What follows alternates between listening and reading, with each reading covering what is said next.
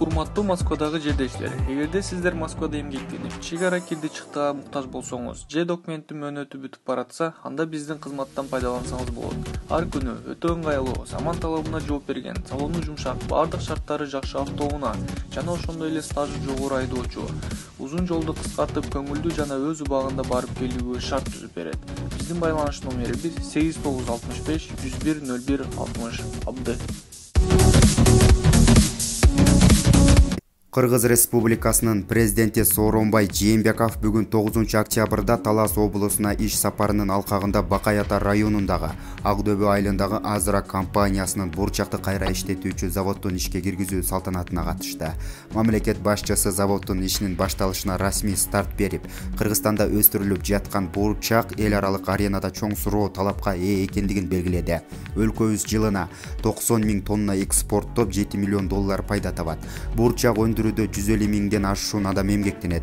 Ошентсе дагы өндүрүү маселеси эмес, бурчакты кайра иштетүү, рынокко чыгуу жана сатуу маселелери актуалдуу болуп жатат. Бул маселе чет элдик инвесторлордун жана өлкөнүн Айыл банк, РСК банк, кепилдик фонду сыяктуу финансылык институттарынын колдоосунда жергиликтүү ишкерлердин демилгеси менен чечиле баштады. 2018 жылдын башталышында мен жогоруда аталган финансылык институттардын жетекчилерине кредиттик саясатты айыл жергесине буруу элеттик ишкерлерди колдоо үчүн ресурстардын олуттуу бөлүгүн региондорго жөнөтүү тапшырмасын бергем. Эми дагы жаңы долбоорлор ишке ашырылып, аймактарда ушул сыяктуу ишканалар ачылат деп баса белгиледи президент. Мамлекет башчысы 2018 жыл региондорду өнүктүрүү жылы, өлкө боюнча чоң иштер жасалып жаткандыгын белгиледи.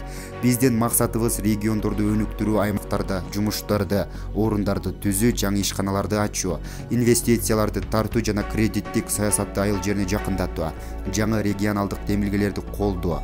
Ушул жылдын негизги милдети, деди президент.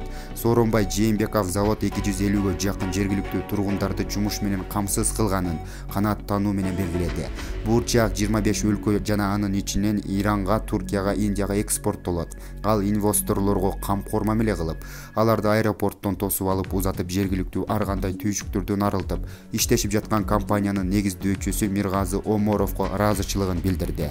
Инвесторлорго дал ушундай аяр мамиле жана кызматташуу өлкөнүн жана жаңы региондун социалдык экономикалык өнүгүшүнө, жумушсуздукту кыскартууга барандуу салым кошот. Жергиликтүү тургундар эми өз продукциясын рыноктук баада сата алат жана алардын түйшүкчүл талыкпаган эмгеги талаага кетет деп санаа тартпайт деп белгиледи президент Сооронбай Жээнбеков. Азра компаниясынын негиздөөчүсү Миргазы Оморов мамлекет башчысына 1997 жылы түзүлгөн компаниянын ишмердүүлүгү туурасында айтып берди.